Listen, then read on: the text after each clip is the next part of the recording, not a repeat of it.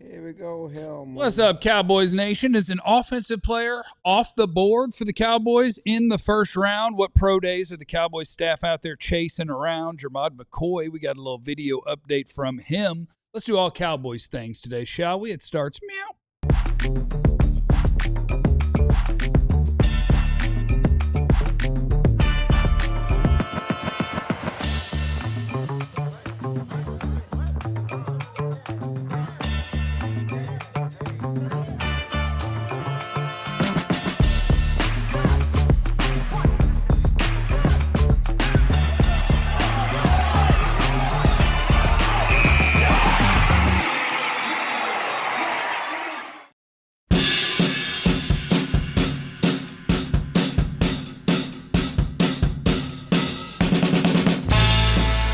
All right, welcome in, everybody. It is the DLLS Cowboys podcast, and we have many things to get to today. We'll do the news right out of the gate. Then we'll talk about as an offensive player off the table in the first round for the Cowboys. Jonathan Alexander from the Houston Chronicle is going to join us in the third segment. We got your mock drafts. We got everything. We're cooking.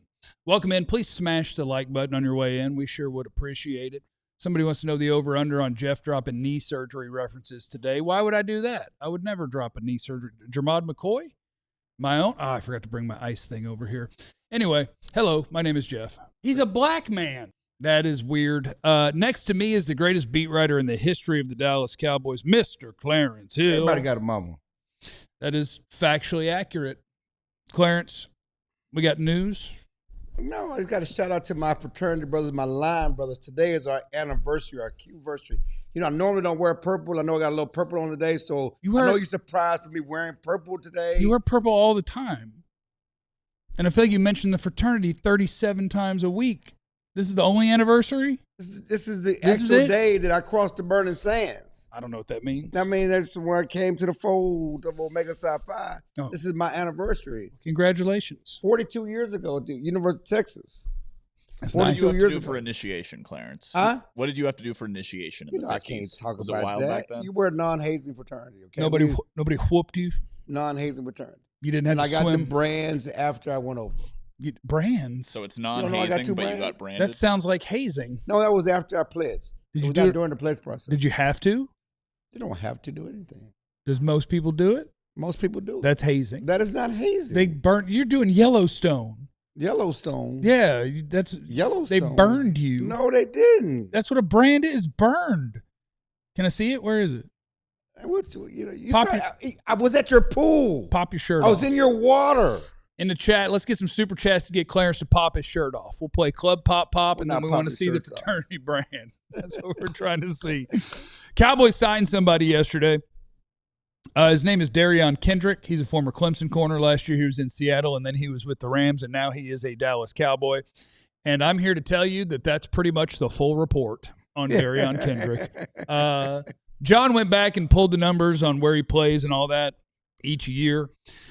Last year he was in Seattle, and in the 2 games where he played a bunch of snaps, I tried to watch him on NFL Pro, but NFL Pro doesn't work right now. So NFL Pro, if you're watching this, get your act together or else. That's not a threat, but it kind of is.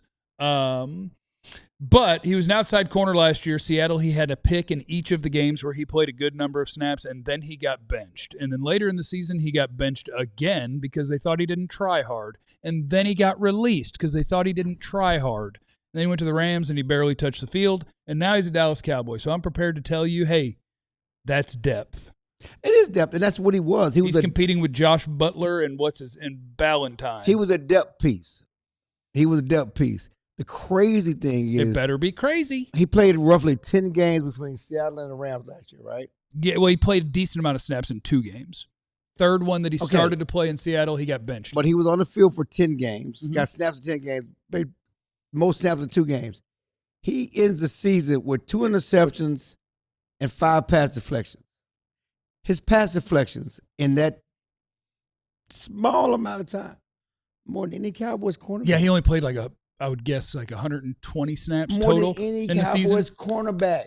Okay, so we like it. He would have led the Cowboys cornerback. Unless he got benched here too. Which probably wouldn't have happened. I'm just saying, production is production, yeah, right? Even on a part-time base, he had 2 interceptions. Yeah. You know, he would have been tied He'd have been second on the Cowboys in interceptions last year. Yep. And he didn't play. No, he played 2 games. So you got to understand how bad the Cowboys were, the bad the depth was. And yes, he may not have gotten a lot of snaps in Los Angeles and Seattle, but could he have played here? Probably. Definitely when we were getting to the end. I mean, and that's what we're looking at. And so, yeah, it's a depth piece. No one's looking at him to come and start, but have they strengthened the depth? Have they grazed the floor? Have they strengthened the bottom of the roster? And you like to churn. And we used to talk about you want to churn the bottom of the roster. Yeah. You want to churn the bottom of the roster. Jay Phil said, if Booth can touch the field, you can too. Yeah, okay. So exactly. Yeah. And we knew Booth was bad when Booth was bad. When he showed up. Yeah. Mm-hmm. You know, so they continue to add pieces and add depth and whatever else. And, he's a guy that, quote unquote, has short arms. He also ran not really. I saw somebody say that. Your boy Marcus Mosier. Sure. If you're an outside corner, the dream is that your arms are 32 or 33 inches long. Mm-hmm. You really start talking about it when guys' arms are under 30. He's 31. That's almost league average. Right. His arms would be fine for pretty much any team. Well, the other red flag, huge red flag. How about the one that he got benched and he got released because they thought he didn't try hard? That's a red flag. That is a red flag. They waived him because of effort issues. Allegedly. The man ran a 4.79 40 at his pro day. Oh, that's not good. He ran a 4.79? 4.79 40 at his pro day. They said he had a tweaked hamstring. Why are you running? Clarence. 4.79 I want 40. you to know I'm not lying when I say this, and I can't say this about many NFL skill players. If that's how fast he runs the 40, when I had 2 knees, I would have beat that man in a foot race. That's not. And listen. And what's so crazy is. It better be crazy. We're not talking laser time. We're not talking about the combine. We're talking about hand time at the pro day. Yeah. I would have smoked him. I'd have dusted his butt, too. My hand time was a 4.62. I'd have turned around and looked at him, okay? Back in my prime, okay? He must have had a hammy. You're not an NFL corner running a 4.8. That's crazy talk. That's crazy talk. And I saw a bunch of people in the chat. I guess we could knock it out real quick here early. We do have other news, but we could scatter it through the show. Yeah. But people are asking about the Jermod McCoy video. By the way, hit the like button while you're in here. That's Jermod McCoy, cornerback, University of Tennessee. He did not play football at all this year because he tore an ACL in the 2024 season. Not potential. He'll be a first-round pick if he's anything near healthy. Potentially CB1 if he's all the way healthy. And I saw people referencing this has been posted, I think, by somebody that he works with in the offseason that he trains with for footwork and all that. And so this is the video that has been posted to let you know that Jermod McCoy is ready. And so I've seen a lot of reaction to it. Clarence, do you have a reaction to this video? I mean, he looks healthy. I have none. He looks healthy. I mean, I saw Dez posting comeback videos, and they looked this good. That's just any reasonably athletic person looks good doing that. And we saw, who was that cornerback we drafted last year? My mind is gone blank. Cornerback we drafted last year. I'm high. I have an excuse. What round? Did we draft a corner early? You're talking about, Savone Revel. No, I couldn't think of third round. Blank. But he looked like that, right? We saw him look like that. Yeah, but he was not healthy all year. He looks okay. But he was not healthy all year, so this means nothing. If I wanted to be messy Jeffy, I would say, how come we're 14 months out and we got a sleeve on our leg? That's if I wanted to be messy Jeffy. Can I give you something messy? Yeah, if I wanted to be messy. That looks fine. It looks fine. It's nice to see something from him. But that's what they do. At least we know that he's not completely broken. He's moving around. You remember back in the day when you used to go to the courts and everybody got a little sleeve. Some people do it. It was cool, right? Yeah, but if you've had a knee surgery, I don't assume it's because it's cool. I assume that you're doing that for compression. Well, you're doing that for compression. You're doing that, keep it warm, whatever. Because they told you to just be precautious, but it doesn't mean it's still injured. Isn't it just cautious? Precautious. You take a precaution, but you're being cautious. I don't know. I'm just making up words myself. Jermod McCoy's got a video out there. What's going to really matter for Jermod McCoy is still 6 days away. 6 days away, he'll have a pro day, and we'll see. Even if you just move around all right, I want you to run the 40. I want you to do your vert, do your broad jump. Like, I want to see that you can explode off of that knee. Not off of that knee that already exploded. I want to see that you can explode off of it. Well, and the thing about it is that you won't know until you're in competition. Working out is fine. It's the torque, the positions your knee gets put in when you're unexpected engaged, unexpected movement. Unexpected movement. You won't know that with a 40. You won't know that with drills. It's the same. I mean, you don't know. Right. Until you're out there. I mean, Michael Gallup looked fine. But not really. What I'm saying is he was recovered. And then when he gets out there in game situations, it's not the same. He was one where I was very right, where I was like, guys, anybody can run straight and then and then run a slant. He couldn't stop. He couldn't change direction. His knee was never the same. And it was the trust thing. You got to be able to trust it. Just you want to be second nature. You don't have to think about it. Like I said, I had ACL surgery in 1999. Right before my wedding. 99, that was a good year for ACLs. Had ACL surgery in 1999. I did my rehab with the Rangers and stuff like that. I don't know but I still feel it. But I don't get paid to rehab. I'm not rehabbing every day. I had a full-time job. I can't get up in the morning where that's the only thing I can think about. Yeah, I was the worst rehabber in the history of the world with my ACL, and that's why I now have a brand new knee that's made of some sort of alloy. Hopefully I won't have a brand new knee. I did return to my illustrious softball career. Nice. How are you, a power hitter? Were you left center? You just drive it out there for a single? Is that your game? Single, 2 doubles. I'd never stop the first base. That was my problem too in softball. I was like, no, I'm still an athlete. If it goes to the outfield, that's a double, and I'm diving in. Exactly. There is no such thing as a single if this ball leaves the infield. It's not happening.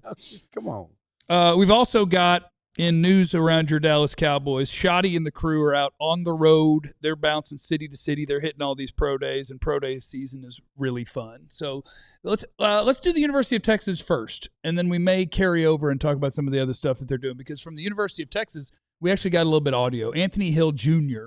is a linebacker for the University of Texas, potentially could be the Cowboys pick at 20. I would rather that would be a trade down situation, but whatever. And the Cowboys' current starting linebacker on the roster, DeMarvion Overshown, went to the University of Texas. Mm-hmm. Anthony Hill also wears number 0, so we could have a jersey controversy. He wears number 0 because... That's what they do at Texas? Only because of Overshown. Overshown was the first agent 0. Oh, and nice. Now it's a tradition for their best linebacker to wear the 0. So Overshown is the standard bearer. Nice. It's not a battle. Because if he came here, it's Overshown's number. It's weird. He'll understands that. It makes us feel so old. I know. When another guy says, like, Overshown's what, 25, right. 26, and somebody's like, I grew up watching him. He's my role model. Man, it's crazy. But we do have some Anthony Hill audio where he is talking about DeMarvion Overshown and the Cowboys. Cowboys are looking for someone to play next to DeMarvion Overshown. Yeah. I mean, just how crazy would that perspective be for you to play next to him? It can't be 2 A's and 0s, so I know I would have to get a new number, but man, it'll be a blessing to play with him. I've been watching him my whole life, so it'd be really cool playing with him, just learning from him and kind of modeling my game after him while I've been in Texas. So it'll be a pretty cool. Yeah, I don't like that my whole life thing. Now he we're so old. Exaggerating because we're so old. I know. I've been watching him my whole life. It's crazy, but that just shows a difference, and it shows that he's humble. Because a lot of kids, they got the big head, right? Yeah. Okay, I'm that dude. Yeah. You was that dude. Yeah. I'm that dude. My whole life. But he came in and said, I got to get a number. It ain't even no question, no qualm, no hesitation. Yeah. That's his number. Yeah. And so I like the fact that he's humble enough and to understand that he's coming, he got to bow down. If he were here, if that was the case, I insist that he just pick a decent number. There are some things you can't overcome in football, and one of them's a bad number. I know. If you have a bad number, my boy Ezeraku got a bad number. He has a bad number, I think that's why he didn't rush the passer well. We got to get Ezeraku out that number, and he was supposed to get out that number, and he didn't change it. We got to get him out the number. Yeah, I think Ezeraku in a single digit would probably get you 8 or 9 sacks. I think we just had to get him the right number. And somebody in the chat asked if we're going to do a live draft show. Of course we are. Yes, we'll be live during the draft, the whole thing, first round, second round, third round, all the way through the 7th round. We'll have you covered right here on the DLLS Cowboys podcast. Smash the like button while you're here. Coming up next on the DLLS Cowboys podcast, we'll continue on with what all of them are up to. Oh, congratulations to Jerry on more non-football stuff. That's nice. How you just going to squeeze that in? How you just we going got to squeeze another that segment. in at the end of the segment? We got another segment. This man got Emmy nominations. And is an offensive player off the table in the first round. That's next on the All right, friends, let's talk about our guys over there at Wild Fork Foods Meat and Seafood Market. It is the store of your dreams. If you're like me, you're a grill master. I use the big green egg. I can grill. I can smoke, all those different things. The place you need to go to get your meats, your chicken, your steak, your seafood, your exotics like ostrich, rabbit, alligator. It's Wild Fork Foods, because not only do they have wonderful pricing and a gigantic selection, over 700 items, they've also got a staff that is absolutely incredible. Basically, everybody in there is super nice, and they're a grill master. You need help learning how to prepare something, they got you. You need the rubs, the spices, you want to marinate something, they got you. They take care of you at Wild Fork Foods. They also have a bunch of delicious sides, so you can do entire meals at Wild Fork Foods. Mac and cheese, asparagus, mashed potatoes, whatever, they got you. Frozen's fresher. At Wild Fork Foods Meat and Seafood Market, their organic grass-fed ground beef, 85% lean, is $6 a pound, about the best I've seen.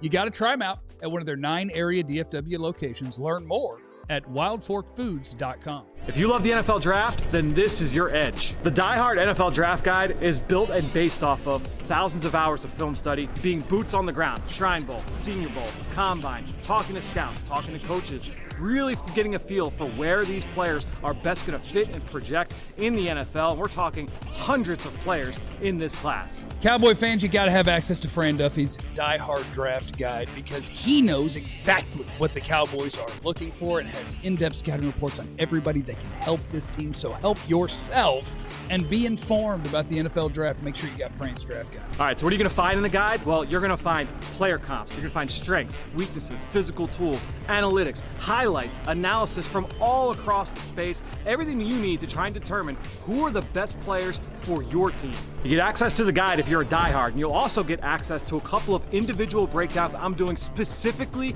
for your team. All right, look, if you want surface level breakdowns, you can get them anywhere, but if you want independent thought, if you want thorough breakdowns on all of these prospects, become a diehard, get the guide. Or you can get access to the 2026 guide for just $26. Let's win draft season.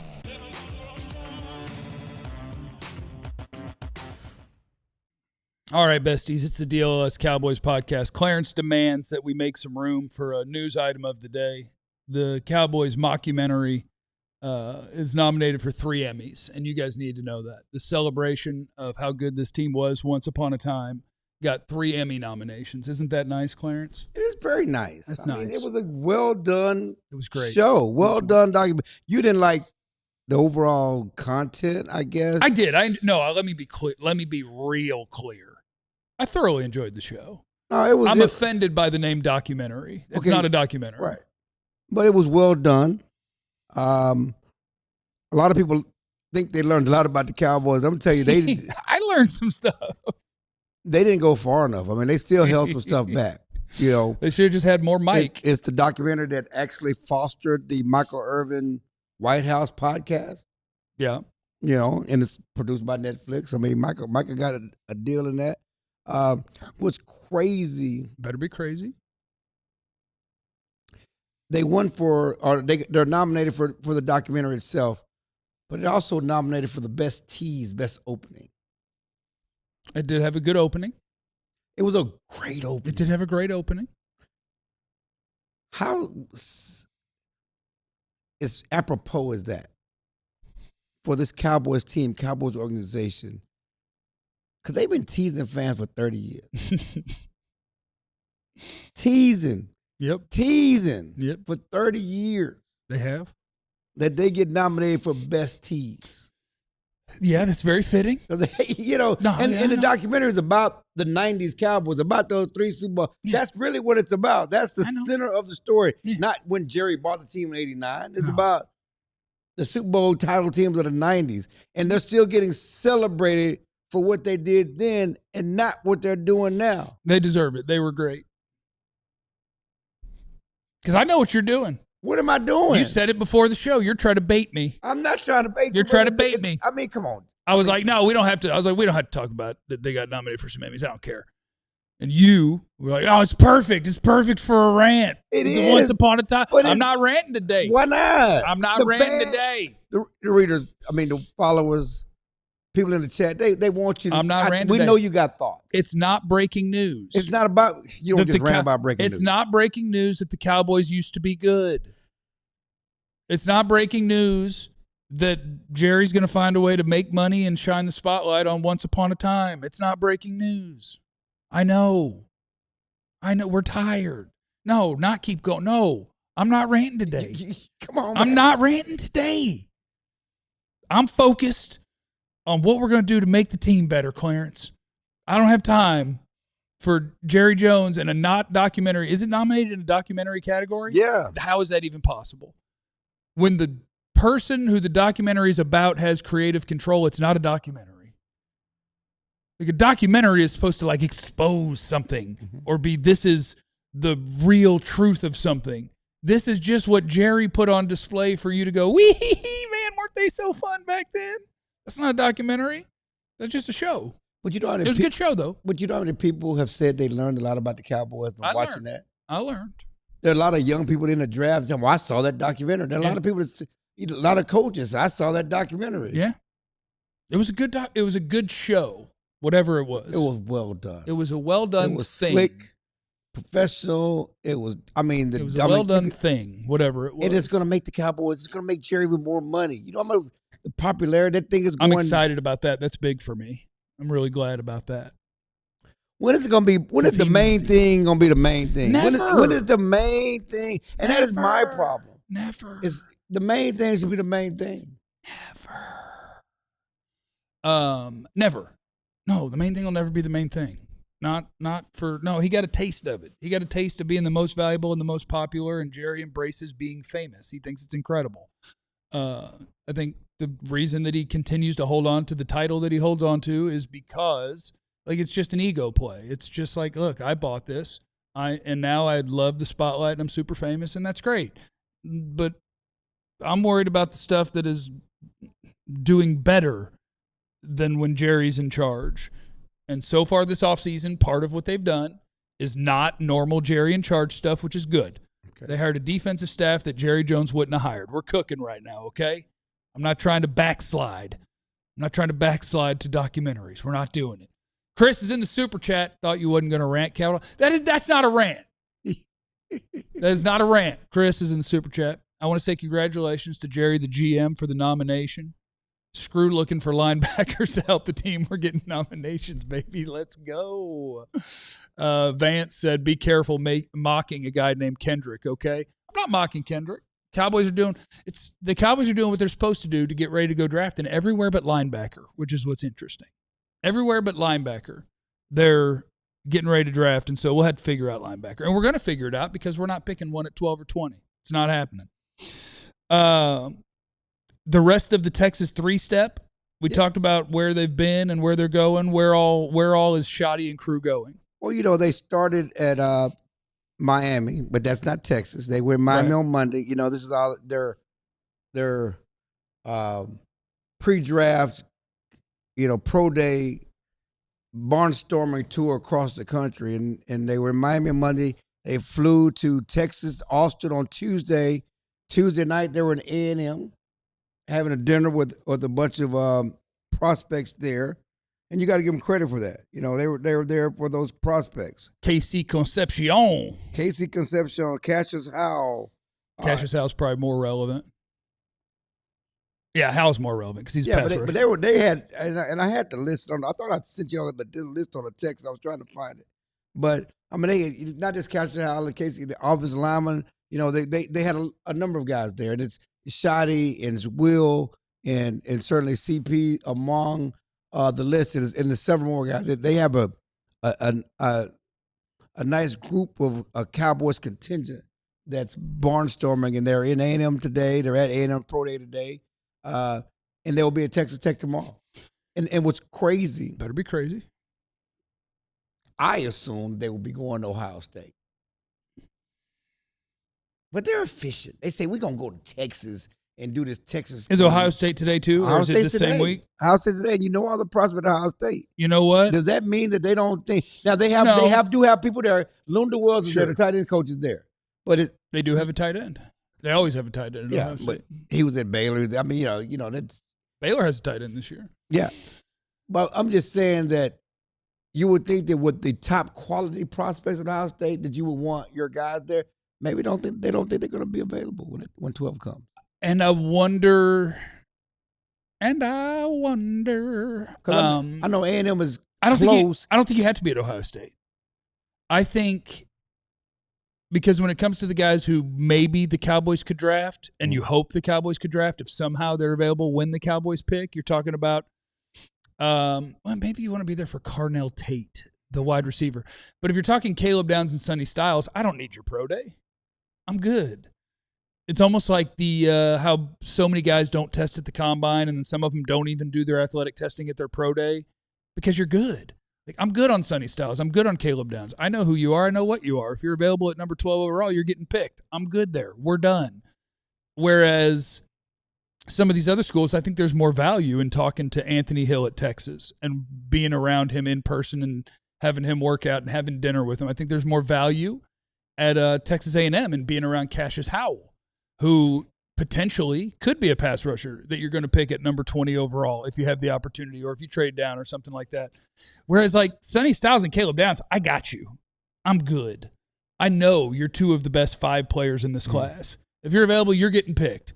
Anthony Howell, Cassius Howell, or Anthony Anthony Hill, Cassius Howell. I got work to do here.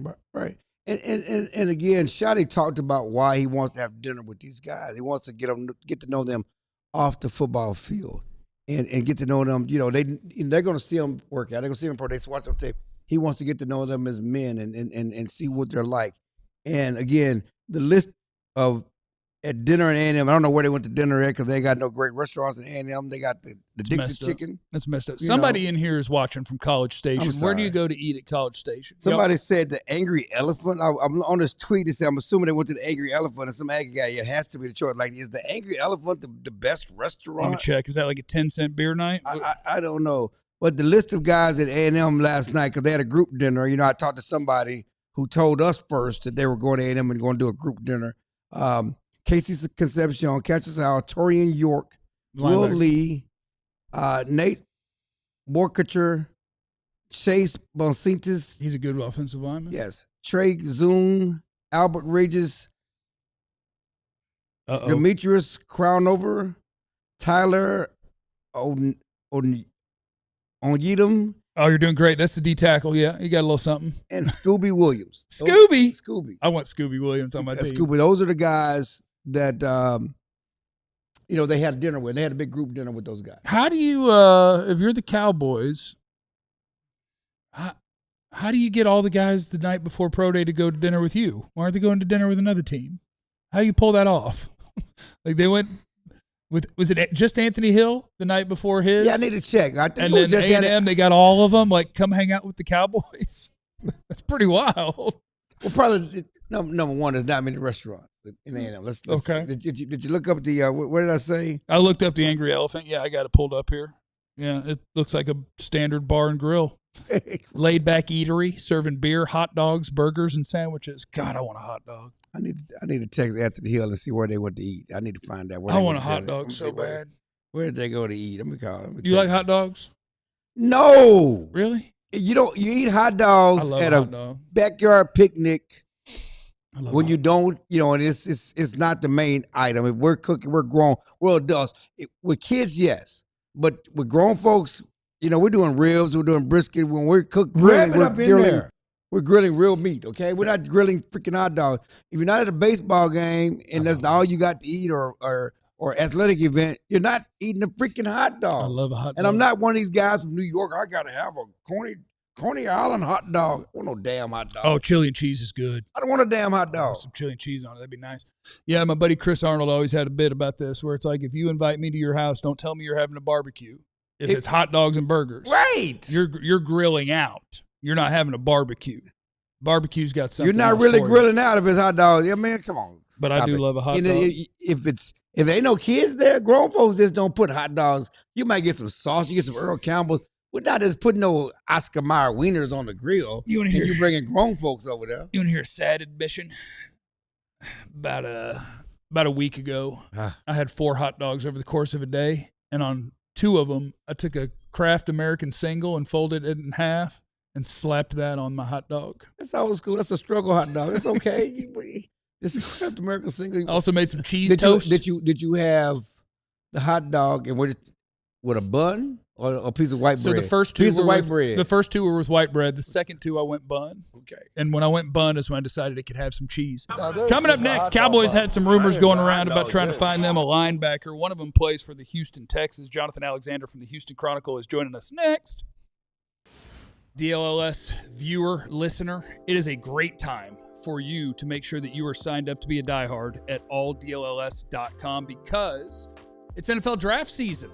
I'll tell you about the discount in a minute that you want to take advantage of right now because it is a limited time and it will go away pretty soon. But you need to be signed up to be a diehard because it's draft season and we are blessed to have our All-City draft expert, Fran Duffy, put together his diehard draft guide every year. It's great. He also has a podcast you can make sure that you're signed up for, All NFL Draft. But the draft guide's incredible. The work that goes into it, the detail, the amount of information is absolutely astounding. So make sure that you're signed up to be a diehard so that you can take advantage of the draft guide. The Cowboys could go any of a number of directions when it comes to the draft. Right now, you're picking at 12 and 20. You don't have a second-round pick. You got a third-round pick. You want to know the players that the Cowboys could be interested in. You want to know everything about every prospect that could be picked in the NFL draft. He's got over 300 scouting reports in there. And these are not just some generic, this is not some consensus. This is a real-life expert that is not just grinding the film. He's also at the Shrine Bowl. He's at the Senior Bowl. He's at the Combine, talking to executives, scouts, coaches, all of those things on top of the film. And so you get absolutely incredible information in the Die Hard Draft Guide. So make sure you're signed up to be a Die Hard so that you have access to it. Speaking of which, the time to sign up to be a Die Hard is right now. The Draft Guide's awesome. It's the best time of year to be a Die Hard. It's sweet. You also have a discount right now. Instead of $79.99 for that first year, it's $36. Take advantage of it while it lasts. You still get your free t-shirt. That's a $36 value right there. You get the draft guide. You get no ads on the website. You get our Discord. You get all these different perks. So make sure you're signed up to be a diehard or else not a threat. It is the DLS Cowboys podcast. We're going to be joined momentarily by Jonathan Alexander from the Houston Chronicle. Hit that super chat. We're trying to steal players from him. See how he feels about it. The Lunatic is in the super chat. Give me Avion Terrell at 12 and Akeem Mesidor at 20 and trade for a green dot linebacker.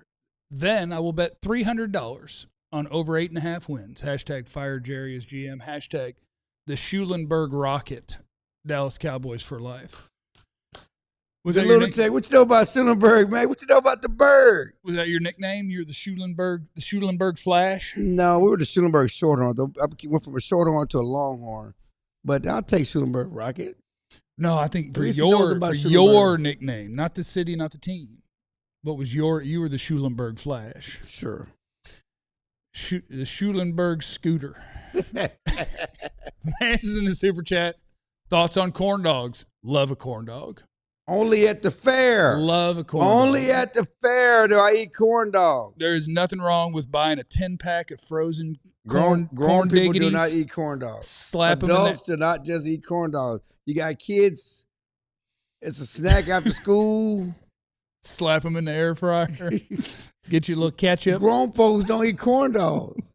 You don't get to I eat mustard on my corn dog, not ketchup. You don't get to tell me what I eat. I mean, grown folks, people with adult palates. Yeah. Do not eat corn dogs and hot dogs on a regular. So Jonathan is not with us at the moment. All right. He'll let us know if Jonathan joins us. In the meantime, it says it's waiting on him according to him, so I don't know what's going on. Tell him to try again. Tell him close whatever you've done and try to get back in there. We're also going to talk about, is an offensive player off the table for the Dallas Cowboys in the first round? Because most people on the internet are telling me, yes, that's off the table. And I'm not okay with that. I'm not okay with it. Why? Well, I mean, why? Because so to me, if that's true, and there's no way you're going to take an offensive player in the first round, all you're telling me is that you failed in your offseason. You're saying I failed. I haven't had a good enough offseason to do this right. No, that's not true. Here he is. We'll come back to it. Jonathan Alexander from the Houston Chronicle is joining us, and we appreciate you popping on. Thank you, Jonathan. What's up? Can y'all hear me? Yeah. We can hear you. Can you move over to your left, I think, just a little bit? Get a little centered. We got you a little tiny window. Can you get a little centered? No, oh, yeah. There you go. All right. My bad. All right, we appreciate you. Now, we wanted to have you on because last week Nick Harris from the Fort Worth Star-Telegram set the world on fire because he tried to hide it in a reply. He didn't tweet it. He tried to hide it in a reply. He didn't write a story about it either. I mean, no story, no written story. Judge my stories, not my tweets. He tried to hide it. Right. But he said the Cowboys were discussing Azeez Al-Shaair and Jordan Brooks, two linebackers that are not members of the Cowboys, and one of them is a member of the Houston Texans. Did you get mad at Nick Harris? Did you fire off at him online for coming after your players? No, I didn't get mad. I mean, for all I know, that report could be true. Maybe the Cowboys are discussing him. Yeah, the comment I made, because a lot of Texans fans were worried about it, was that the Texans aren't going to trade Azeez Al-Shaair. He's literally one of their most favorite players. As you all know, he went through the Jacksonville thing where he hit Trevor Lawrence, and they defended him to the death. And he was a huge reason why this defense was number one last year. They're not going to just trade him. I think the Cowboys will have to give them something astronomical that doesn't even make sense for them to consider that. What's his contract situation like? Is he even in a spot where he might be one of those guys? Whereas the Texans try to figure out who all are we keeping, who's getting all the big monies? Could he even be a candidate for a guy that it's like, oh, well, maybe he's not going to get the monies, so maybe we will take a haul for him? Yeah, theoretically. I mean, he's going into the final year of his contract. Usually Nick Caserio likes to extend guys who have done a good job. So I think he's definitely in a contract extension candidate. He has a reasonable deal. It's just a matter of how much he'll be paid. But he's coming off his best season of his career last year. And they view him as a vital piece. You have to also look at his relationship with DeMeco Ryans. They're close. DeMeco Ryans handpicked him to come to the Texans after his first year. He wanted him that first year. He came in 2023, but he handpicked him that next year, and because he felt like having a middle linebacker was important to getting this defense right, and Azeez proved him right last season. What are the thought process? I know the fans are worried, but within the organization, what are they saying about this so-called report or any insinuation that they can move on from, one of, as I said, DeMeco Ryans' pet cats. We call him a pet cat. When you're a favorite of the owner or the coach and they protect you, and even when you go through stuff, like his off-the-field stuff, or not his off-the-field stuff, his quote-unquote suspension stuff, dirty play, DeMeco was defending him to the hilt. Yeah, I mean, I talked to a few people about this, and they just said, look at how good the Texans were with Azeez on the field versus when he was off the field. Right? There was a significant difference in the two games that he missed versus the games that he played. One of those games was, for instance, the Las Vegas Raiders game. And Alshon Gentry went off on them, and that was a game Azeez didn't play. So, they told me that to say that they're not trading him. I think you never say never in the NFL, of course. But like I said earlier, the Cowboys will have to give them something astronomical. Azeez has meant everything to this organization. He's everything that they embody. He is, DeMeco, his motto is swarm, relentless mindset. And Azeez sets the tone for the defense. A lot of people talk about Will Anderson, but really the heart of the defense is Azeez Al-Shaair. And as much as DeMeco loves defenses, he won't give up on one of his best pieces. One thing about Azeez that I guess on the outside, when you have things that could potentially keep you off the field, your suspensions or whatever else, teams are gun shy by guys giving them long-term deals. It's his bad boy attitude, the fact that he's always pushing the line, potentially to get suspended. Does that play a role in the contract talks at all? No, because I think that's more so him being a little bit misunderstood. He got suspended because in a lot of people's eyes, so you saying he ain't dirty? He ain't dirty. No. I don't think he's dirty. I think he plays hard. And if you ask people within the Texans organization, particularly D'Amico Ryans and Nick Caserio, the two guys who make the decisions, they don't feel like that play on Trevor Lawrence was a dirty play. I know a lot of other people. Well, he had more than one, though, right? He had a play earlier that year in 2024 where he got up after pushing Caleb Williams on the sideline. It wasn't penalized. He got up and guys were surrounding him, and he lost his cool and threw a punch at somebody. So those were the two incidents that he's had. Azeez took responsibility for that. He didn't have any incidents in 2025. And like, I think those two incidents that they had last year are things that you live with, especially when you have a linebacker who plays hard, plays to the whistle. So they don't view him as a dirty player. So that won't affect contracts. Okay. You know, I met Jonathan when he was in Carolina. He was covered the Panthers before he moved to Houston to cover the Texans. He's one of the, you know, obviously has done a great job with the Texans. But just being from the outside looking in, not being from Texas, and coming to Houston and seeing the Cowboy Houston people, the Cowboys Americans team, Houston their Texas team. What's your take on the Cowboys and Texans from your perspective, certainly being in Houston? Yeah, that obviously, you know, the two cities don't like each other. I think Cowboys fans kind of hate me, too, because of the comment I made about this situation. You know, they got on me. Somebody told me, I think they commented, they said that, so I made a tweet. I said, two things can be true. The Cowboys could have had that conversation, and two, the Texans could pick up the phone and hang up and laugh. Yep. And I think they took real offense to that and said that if I ever want to make it to the big boy league, then I better not be a cheerleader for the team. So that's noted, sir.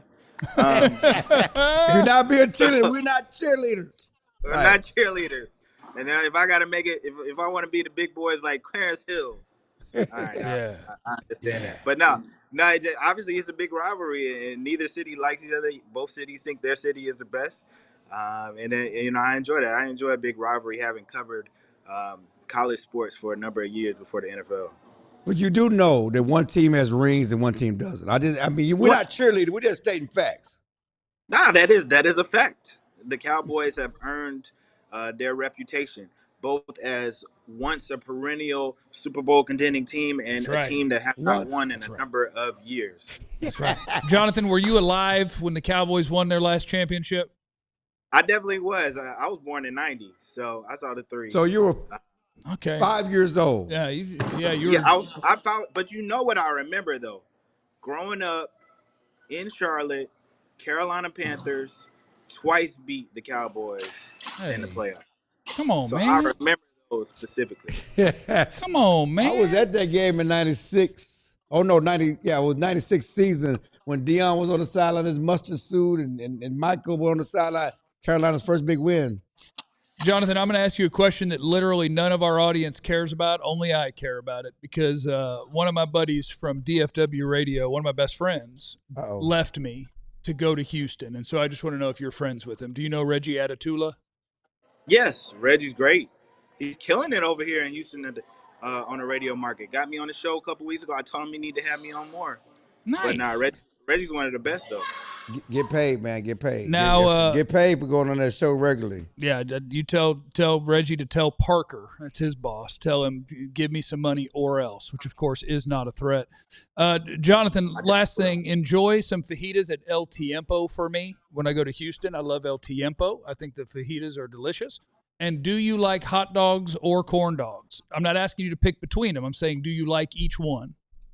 I haven't had a hot dog in a long time. I can eat a hot dog, but I hate corn dogs. I'm not a corn dog fan. Damn. Grown folks just don't go out and eat hot dogs. Okay. Everybody follow Jonathan Alexander on all social medias from the Houston Chronicle. Make sure you say hello to him and be nice to him. You don't have to be mad at him for knowing that the Cowboys aren't going to trade for Azeez Al-Shaair. There's no reason for that. Appreciate you, Jonathan. Thank you. Thank you, man. I appreciate y'all. All right. I'll talk to y'all later. All right, Jonathan Alexander, Houston Chronicle. We appreciate him popping on. And coming up next, we will continue the conversation. It's offense off limits for the Cowboys. Plus, we got a couple mock drafts. Plus, we got so many other things that we're only going to get to about 2/3 of them, maybe 1/3 of them. It's next on the DLLS Cowboys podcast. DLLS friends of mine, make sure that you are signed up to be a diehard. It is the absolute hookup happening right now. It is a limited time offer for $36 instead of $79.99 for that first year. And you get so many hookups when you're signed up to be a diehard. First of all, ad-free experience on the website. It's just a little one, but I appreciate it. It's nice. It's nice. That's Tweeter from Varsity Blues. But yeah, sign up to be a diehard because the discount's sweet. You still get your free t-shirt when you sign up. I'm rocking the 88 Club shirt today. You might want that one. You might want a different one. We got all sorts of options. What's your favorite DFW sports team? I promise we got some sweet shirts for it. And when you're signed up to be a diehard, you get a one of those bad boys for free. You just cruise around the merch store and figure out which one you like. I like some of the hockey ones, but we got some great stuff for you, great merch. And once you're a diehard, you also get discounts on the rest of the merch. Go ahead and swing through there. Get you 4 shirts so that you have one for whatever team you're going to a sporting event. Make sure you got your merch all squared away. You get discounts when you're signed up to be a diehard. You get to pop into our Discord, and Discord is fun. It's nice. It's nice. The Discord's great. You have all of the on-air folks, the producers, behind the scenes. GM Ben is up in there. He'll talk to you about the Ultimate Warrior versus Macho Man Randy Savage in WrestleMania 4. I just made up a match. I have no idea if they ever wrestled each other. But you can go in there and talk about movies and TV, books, all sorts of different stuff. We got different categories. Bobby Corallo will talk to you about Pokemon. Whatever you want to do, you can hang out, make new friends that are DFW diehards as well. It's a great value. Plus, of course, the draft guide is huge. Fran puts so much work into this. Our buddy Fran Duffy, the All-City draft expert, the Die Hard draft guide is incredible. You want to know everything there is to know about the NFL draft? You need access to the Die Hard draft guide. So take advantage of the discount while it lasts. $36 for the first year. Get yourself signed up to be a Die Hard today. Do that or else. It's not a threat. All right, we got 2 mock drafts that we can go through. Let me make sure that I'm not missing anything big from the show today because we talked too long about too many things. Schotty. Okay, Schotty. Schotty. 2 things. Schotty and drafting pure. Please smash the like button. We're at 94 today, and we all get fired if we don't go over 100. So get me to at least 131. At least 131 before the show ends. Hit the like button if you could. We'd appreciate it. What are you looking for? Just say hit the like button in the chat. Oh, you're going to go type it. Okay, because you were talking about Schotty. I thought you were going to set up the clip. But no. Yeah, we do have Schotty talking about things involving the Cowboys draft. We'll play it for you, and then we'll talk about it.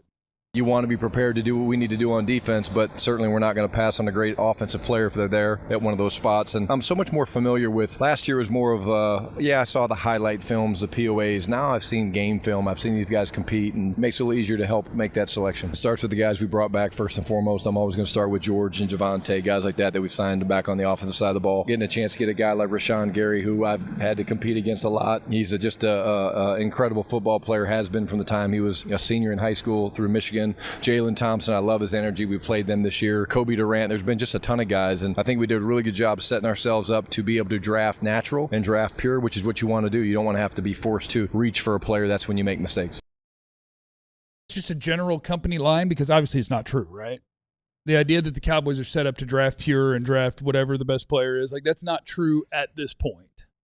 Yeah, and we get caught up into that, and we're talking about, that's why we're talking about the guy from Houston. They still haven't needed linebacker. They have not set themselves up for agency to draft pure. I mean, they need a linebacker. And I think that I think it's something we like to say. You want to take the best player. The BPA, it's not always about PPA. You go into the draft to fill needs. When you don't have a damn quarterback, like the Raiders, they're not taking the best player available. They're taking the quarterback to fill a damn need. But you want it to be as close as it can be. Like the Cowboys aren't going to pick a quarterback, right? You don't. No, they're not. But almost any other position where multiple guys play, like I do think you want to be as pure as you can. The Cowboys, when they drafted CeeDee Lamb, Michael Gallup just had 1,100 yards. Amari Cooper had who knows what. They didn't need CeeDee Lamb at all. But you know what's also true? You know what's also true? Wasn't no badass pass rush. Wasn't no. I mean, they were. But that's what I'm saying. Right. We're saying the same thing. Yeah, because they were mocked to get the guy from LSU, Chason. K'Lavon Chason, yes. You know that draft. I remember. They were mocked to get Chason on the draft. I mean, yeah, but this was a gift. But if they took a falling star, they had to take the gift. But damn, we're gonna try to fill a need. This right, like when they went and got Claiborne, they needed the cornerback, even though they had But they thought he was the best player available. They went up for him. Like they were picking their best player. They went up to get Claiborne, didn't they? Like that was a trade. They did. They traded up, but he was supposed to be special. But they also needed cornerbacks that year. And they doubled down at the position because it was also the same year they took Brandon Carr. I'm just saying that we're not going to ignore needs just to say we're drafting pure. No. And most teams draft for need. That's why you're in the draft. You got needs. You got holes. That's why you're at the top of the draft, because you have to fill positions. And yes, if a CeeDee Lamb falls, you should take him for sure. So what if Jeremiah Love falls? And that's the question. Is like I feel like you're building the case that we have to pick defense. We have to pick defense. We have to pick defense. What if you think the CD has happened again, and your defensive players that you were hoping to have a shot at, J.C. Horn, Patrick Surtain, this has happened to them before. I know they still picked a defensive player, but the need that they thought they were going to fill or hoped to fill, the guy they wanted to fill it didn't make it to them, and they went, oh, we're going to have to do something different because we don't want to reach to fill a need. Right. We want to pick the best player if we can. And I don't want to rule out offensive player just because the Cowboys aren't ready enough at linebacker. And I'll even relate it to last year because I think you have evidence that even if they go drafting with what they have at linebacker now, and it seems like you need a linebacker, you could still skip reaching for one because last year the Cowboys thought or hoped that they were going to get the guy opposite CeeDee Lamb in the draft. Right. They hoped. And then when it didn't fall the way they wanted, they wouldn't trade for one. After the draft, they went and fixed it. Right. And so I think you can do that, even if it's not done before the draft. Don't force your 35th best player at 20. And that's just it. That's just it. Because we know at 12, they're taking the best player, right? I feel comfortable at 12. What if the best player's on offense? Well, Are they picking the best player? I think that's okay. But at 20? And I like the conversation about 35th best player. Is there really a lot of difference between 20 and 30 in this draft? I don't think there's a huge difference. I don't think there's a huge difference. That's what I'm saying. In this draft, there's not a lot of difference. I don't think there's a huge difference. Because again, this draft may have 10 quote unquote first round picks. I don't think there's a huge difference between 12 and 20, honestly. Right.